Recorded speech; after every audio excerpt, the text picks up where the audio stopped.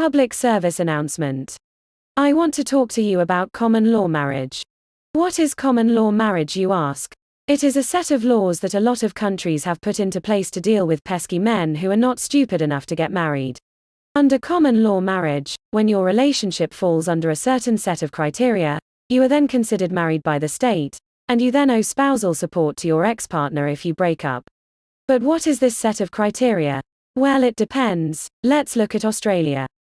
They call it de facto relationship, and the law states, a de facto couple must cohabit for a minimum of 2 years for the Family Law Act to apply, unless if they have a child together, in that case it's instant. In Portugal, it is also 2 years. In Nova Scotia, Canada, 2 years as well. In Alberta, they renewed the law in 2018, it is now 3 years of living together and your now ex-partner can take away half your house. So yes, 2 to 3 years of living with the same person and you are now married automatically by the state, and, without a prenup, no less, and you now owe all the obligations of a divorce when you break up. But who passes, advocates for, and maintain laws like this? Women's group and equality advocates, of course. Because the exclusion of unmarried spouses from legislative protection exacerbates the feminization of poverty by leaving many cohabiting women economically devastated by relationship breakdowns. They could, get a job, but locking people into marriage even if they say, I don't, is a better solution. Well, did I just catch feminists enforcing gender roles by using the legislative process? Well, only the gender roles they like. And I don't want to hear these laws are gender neutral and men could also profit from this. Case in point, in marriages where women have more education, they were 93% more likely to marry men with higher income. And in marriages where women have less education, well, I'll venture a guess that number jumps close to 100%. So they are almost always guaranteed to be the ones receiving alimony. Common law marriages wouldn't be pushed by feminists if it was otherwise. My point is also supported by the feminists themselves. They even state they are pushing for these laws so that women aren't economically devastated by breakups. Also, I don't want to hear that it's men doing it to themselves because they don't want to date women who make more money than them. That is a feminist myth. In fact, 48% of working fathers would be stay-at-home dads if they could. Here I would like to add a side note that the UN considers forced marriages to be a form of slavery, but it is okay when feminists do it. Other side note here, I wonder how these Afro-mentioned feminists would react if the same thing was done to them. Pakistani girl poisons 18 people to death for forcing her to marry someone. And 70,000 of them upvoted the fact that they hope she is okay. I actually agree with the feminists here. While I'm on the fence about poisoning a whole wedding reception, you should have the right to fight for your freedom from slavery. I just wish they, the feminists, didn't have the hypocrisy to pass laws to do it to men in Western countries. But, all that aside, I know what you're thinking, no worries, I'm just going to follow the rules and not reside with a person for the certain amount of time limit that triggers common law marriage where I live. Okay, let's see how well that played out in the case of Clymans versus Latner of Ontario, Canada. Mr. Latner told his now ex-girlfriend that he would not marry her, or live with her unless she signed a domestic contract. She refused this, and nothing was signed. So, Mr. Latner made sure to maintain separate residences. Take note here that Miss Clymans, his now ex-girlfriend, didn't have a job and he also paid for her rent for 14 years. All that, to make sure he wouldn't be considered married by default by the state in case they broke up. He did everything right, he followed the rules to the letter, and where did that get him? In a 10-year judgment forcing him to pay alimony to his ex-girlfriend. Also take note here, that, he has to keep maintaining financial support after the relationship. She, however, does not have to maintain providing emotional support at any time ever. Weird, but that is the subject for another video. But back to Clymans versus Latner.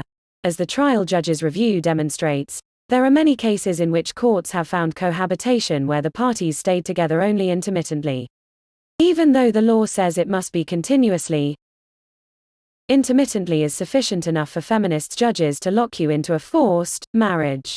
And, in the case of Mr. Latner, it was neither continuously nor intermittently, they never lived together. But who am I to claim this was unfair? I'm no legal scholar, I'm just some dude who can read, and Google the definition of words. Also, quick side note about what I said 30 seconds ago. There are many cases in which courts have found cohabitation where the parties stayed together only intermittently. Yes, many cases, plural, meaning this is a regular occurrence in Ontario's family courts. Now, for the juicy part. Again, I know what you're thinking. Simple, I'm just not going to live where there is common law marriage. Boy, do I have the place and the story for you. Quebec, the separatist black sheep province of Canada. Quebec is the only province in Canada that does not use forced marriages on men. Quebec law states that, even if they, the couple, have been together for 1, 3, 15 or 40 years, and even if they have several children together, they are never, automatically, married. Quebec's de facto couples law goes on to explicitly state that, one partner can't ask for support payments from the other partner. Based, right? Well, in came 2013, when a case involving billionaire, Eric, and long-term girlfriend, Lola, broke up. Fictitious names made up to protect their identities, but for the purpose of this video, I'll just call them Guy Laliberté, owner of Cirque du Soleil, and Lola. Guy Laliberté won in Superior Court, but subsequently lost in the Court of Appeal, based on an argument pointing to Section 15 of the Canadian Constitution. In other words, according to Quebec's appeal court, in a place where it is explicitly stated by law that there is no spousal support unless married, and that there are no automatic marriages by the state, and, even though Quebec never signed the Canadian Constitution since its rewriting in 1982, feminists can still extract alimony from you. Let's review the argument they won in court with, so that I can get you guys to fully appreciate what happened here. Since all the other provinces have common law marriage protection, and because Canada has an equality amendment to its constitution, this implies that women in Quebec should have the same common law marriage protection as any other woman anywhere else in Canada. And I repeat, they won with that argument in the Court of Appeal, so, in other words, they were able to bypass the entire legislative process of the province of Quebec, mid-trial no less, and get a favorable ruling on a law that wasn't on the books before the start of the trial. Luckily, they subsequently lost in the Supreme Court, but damn, feminists are powerful, and they still claim men have all the power. Luckily for Mr. Laliberté, the Supreme Court ruled in his favor. But if it's you, the normal man, who does not have Cirque du Soleil money to pay your lawyers all the way to the Supreme Court, well, you stand to lose half your belongings every time you have a breakup. Well, this marks the end of my now edited original video on common law marriages. There has been very sad development since then. Quebec folded to the demands of Leaf, Bill 56 has passed, family law reform is on the table across the board.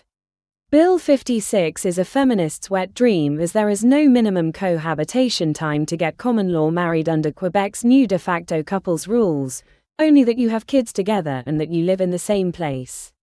Unmarried Quebec couples with children who split up would be able to divide the value of assets like houses and vehicles evenly as a safety net, regardless of who paid for them, under a new parental union bill tabled by the provincial government.